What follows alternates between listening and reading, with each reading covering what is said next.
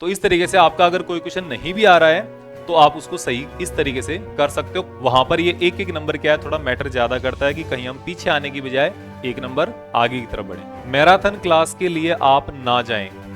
कौन लोग? जो लोग, तो उस 2 घंटे का काम है ना, आप जब खुद रिवाइज करोगे तो वो आपका आधा घंटे के भीतर आप खुद से रिवाइज कर पाओगे। हेलो बच्चों, क्या हाल चाल, कैसे हैं? थोड़ा डर लग रहा होगा, कोई बात नहीं। ऐसे लगता है जब अपनी तैयारी थोड़ी ठीक होती है ना, उस वक्त थोड़ा डर लगता है।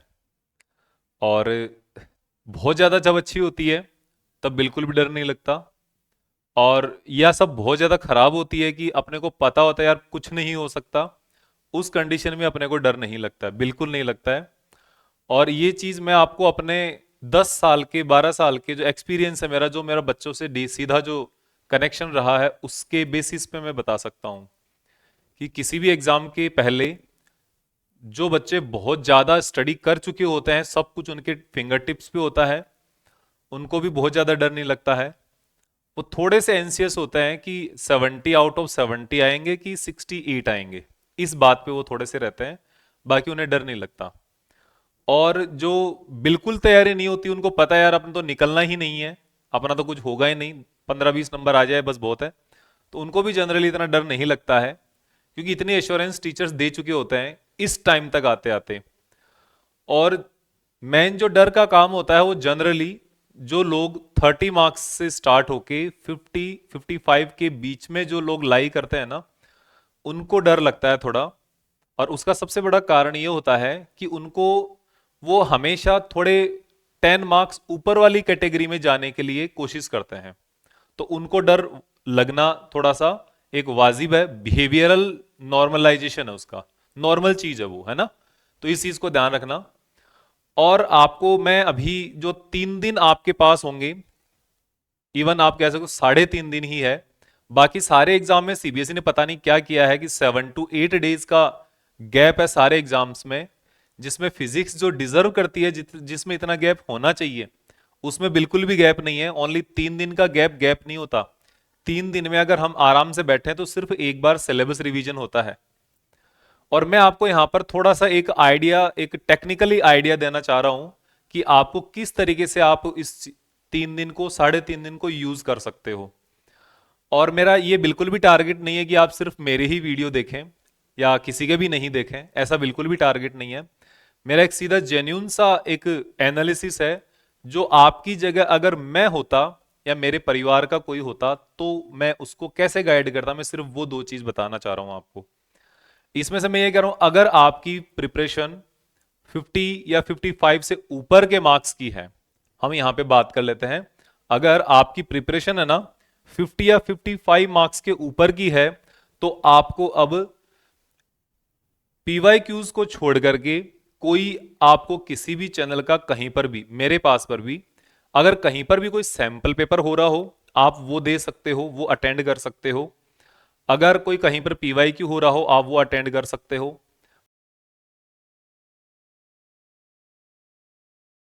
मैराथन क्लास के लिए आप ना जाएं। कौन लोग? जो लोग 55 से लेकर 65 की रेंज में जिनकी प्रिपरेशन है, उन लोगों के लिए no class for 3 gap days. आपको कोई भी क्लास नहीं लेनी है अगर आपके पीवाईक्यू कंप्लीट है तो।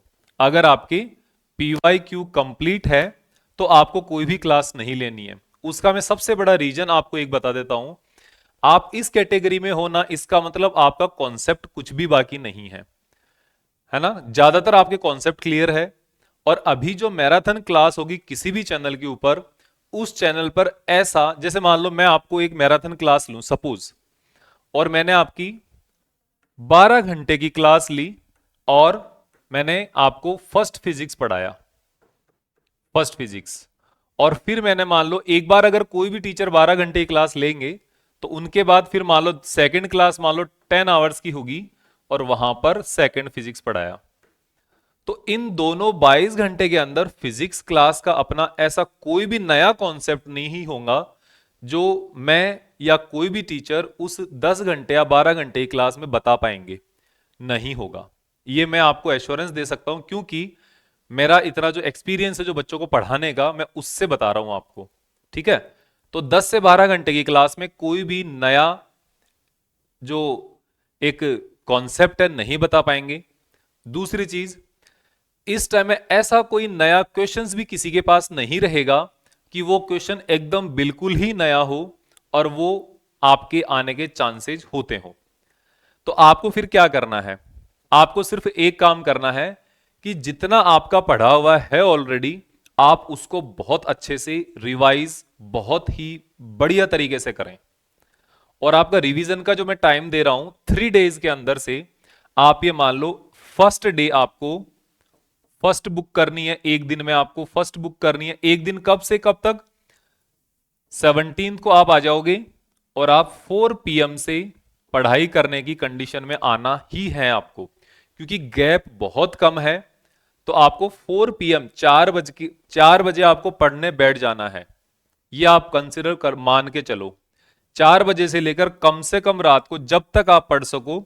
आप अगर 10 तक पढ़ते हो या 12 तक पढ़ते हो, वो रात तक आपको पढ़ना है अच्छे से आते ही। ठीक है ना? ऐसा नहीं सोचना है कि फिजिकल की एग्जाम दे के आए, थक गए, आराम करें। आराम आधा घंटे पौने घंटे का कर लो, रेस्ट कर लो, सोना नहीं है बिल्कुल भी। 4 बजे से लेकर रात को 10-12 जब तक आपकी कैपेसिटी है उस समय तक आप पढ़ो। फिर अगले दिन मॉर्निंग में, मतलब 18th तक, 17th 4 PM से लेकर 18th 4 PM तक आप अपनी पूरी आपकी जो फर्स्ट फिजिक्स है उसको आप कंप्लीट करना होगा आपको। कौन से? ये वाले बच्चे। फिर उसके बाद 18th 4 PM से लेकर, फिर क्या थोड़ी स्पीड कम हो जाएगी, लेकिन उसके बाद सिलेबस भी तो कम रहेगा। 19th 4 PM तक आपको सेकंड बुक को कंप्लीट कर देना है। ये क्या होगा, इससे आपका एक बार पूरा सिलेबस रिवाइज जब हो जाएगा ना, तो आपके पास जो बुक के एंड, और हां इस रेंज में अगर आप हो ना, तो आपको फिर एनसीईआरटी कंप्लीट करनी है साथ में, क्योंकि एनसीईआरटी आपकी एक दिन के अंदर हो जाएगी। जब इस रेंज में होते हैं तो एक एक चैप्टर को 2-2 घंटे लगते हैं और आपका काम अच्छे से हो जाएगा। सेकंड फिजिक्स के चैप्टर को 2-2 घंटे भी नहीं लगते। और मैं आपको 2 चैप्टर बताता हूं, एक तो 14th चैप्टर सेकंड फिजिक्स में, और एक 10th चैप्टर सेकंड फिजिक्स में। ये दो तो आप एनसीईआरटी से ही करना। ये 2 चैप्टर ऐसे हैं, ये तो एनसीईआरटी से ही करने हैं और कहीं से नहीं करने हैं, कहीं पर इनकी एक्सप्लेनेशन नहीं अच्छी।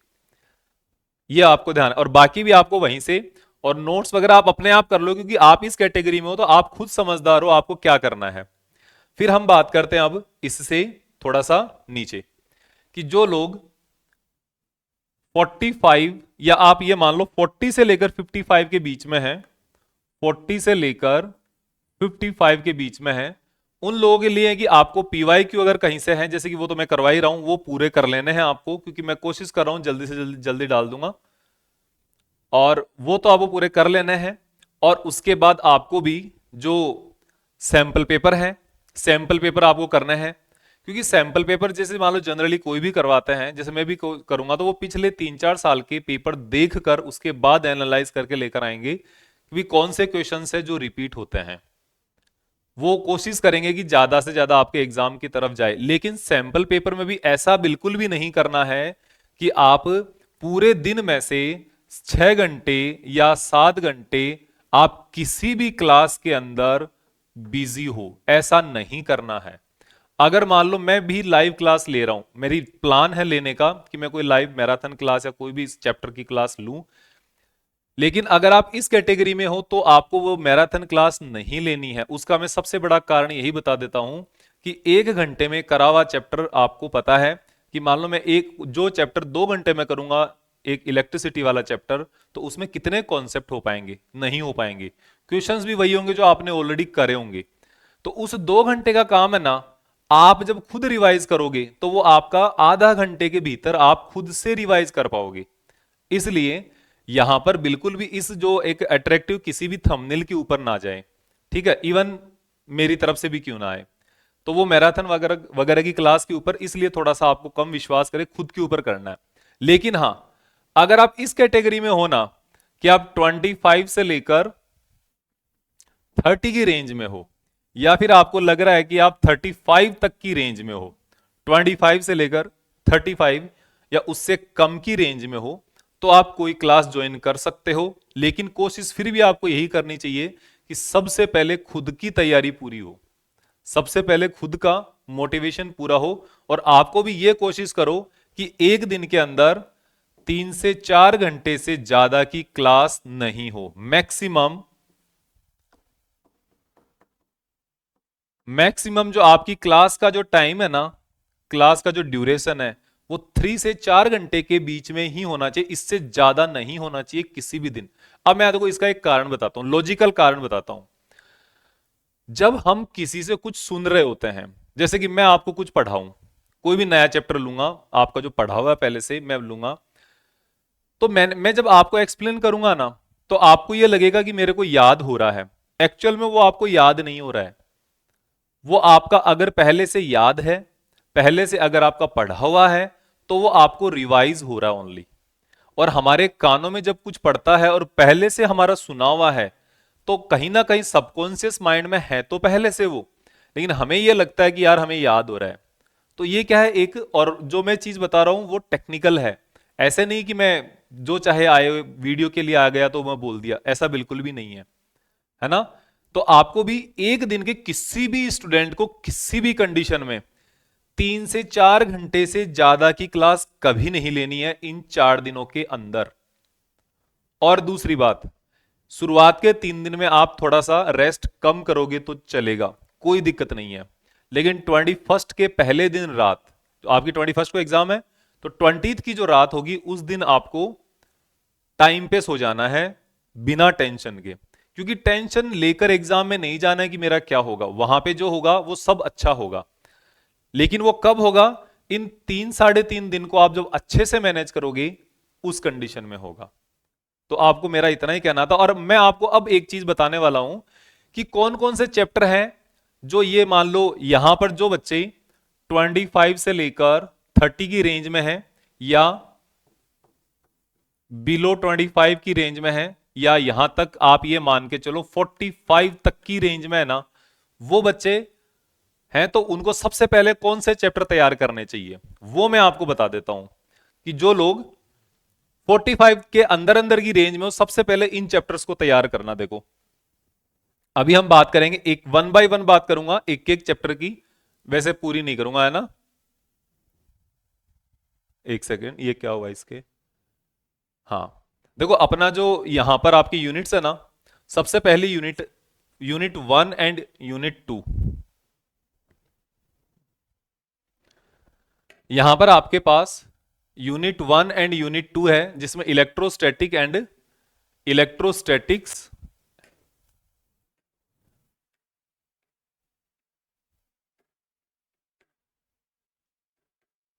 इलेक्ट्रोस्टैटिक चैप्टर 1 एंड चैप्टर 2, ये 2 यूनिट है, प्लस चैप्टर नंबर 3।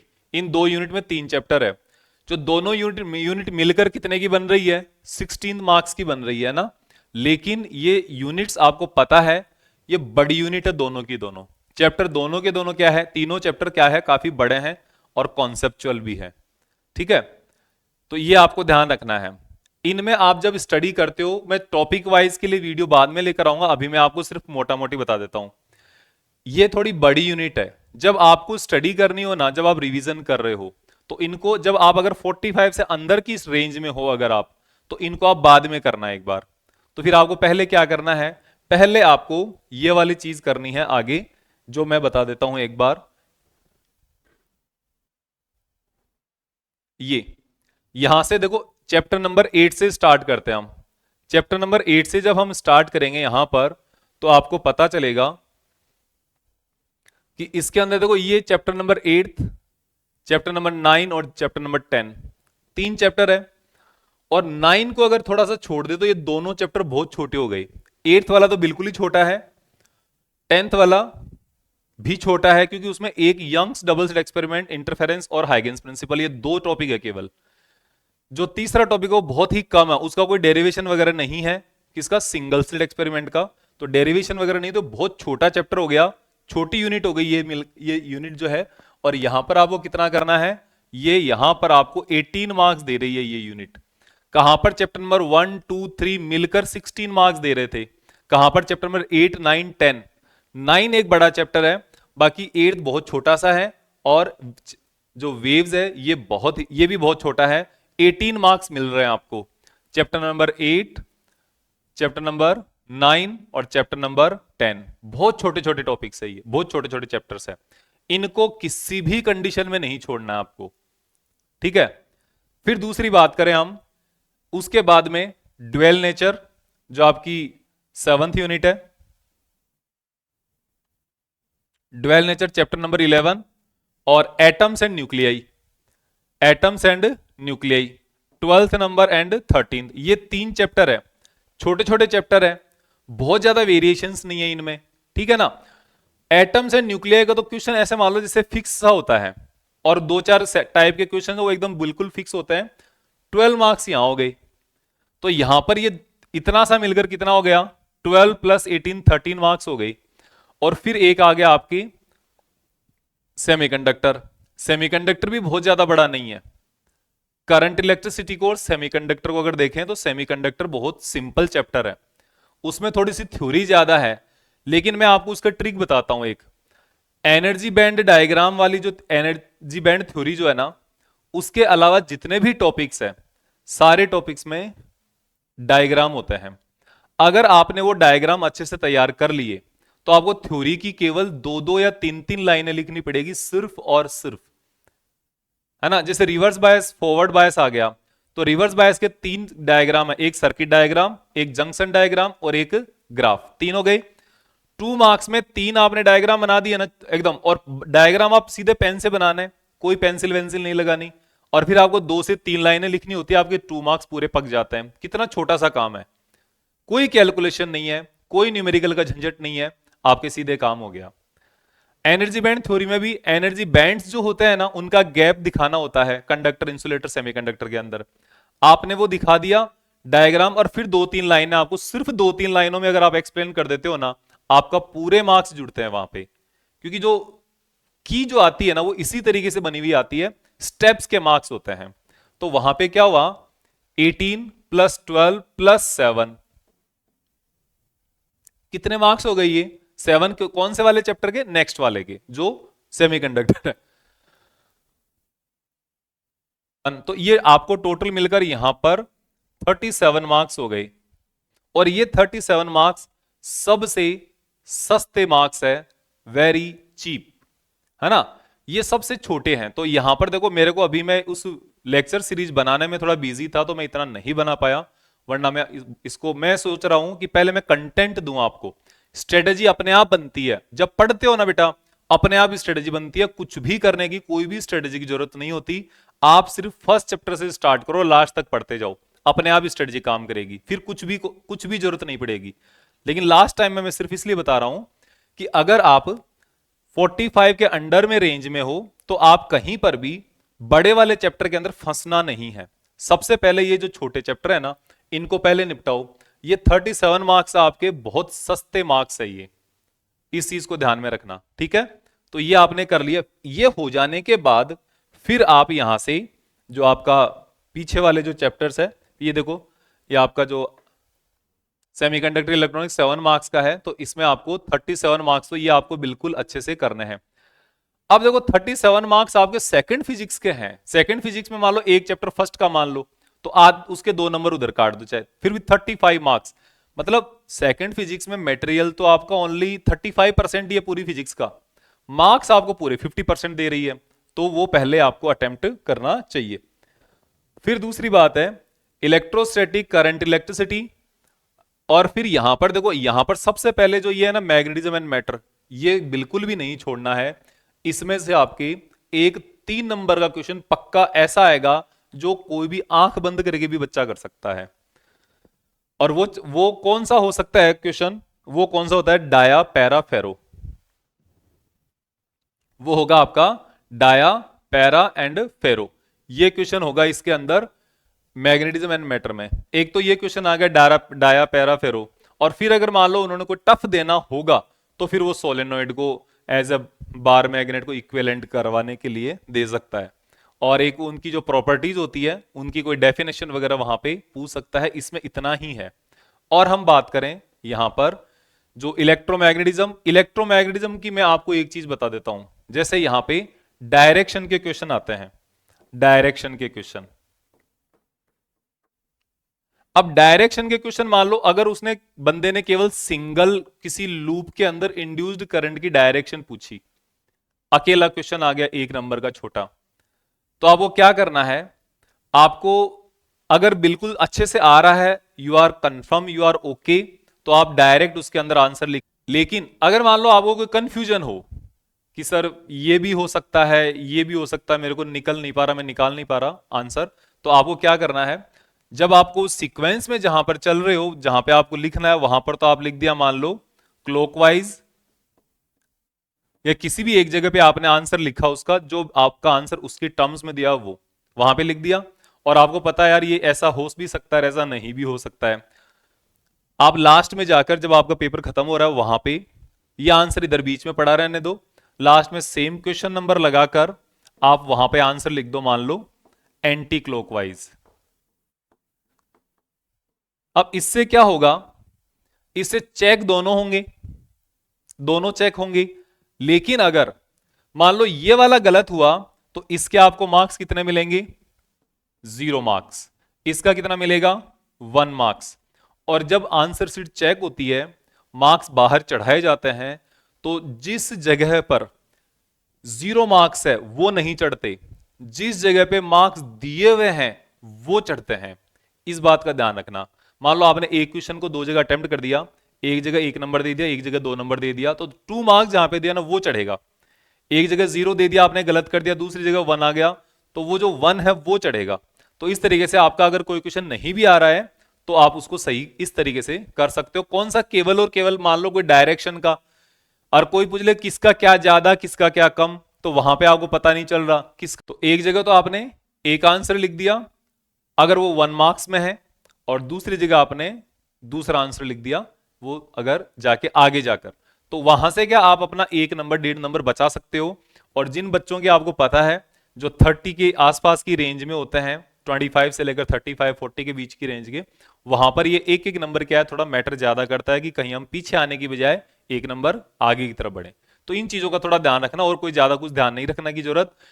एक बात सबसे इंपॉर्टेंट मैं आपको बता रहा हूं, किसी भी 3 दिन का अवकाश है, 3 दिन का गैप है आपका, 3 दिन में से किसी भी दिन आपको 3 या 4 घंटे से ज्यादा किसी भी कंडीशन में ऑनलाइन क्लास किसी की भी नहीं लेनी है।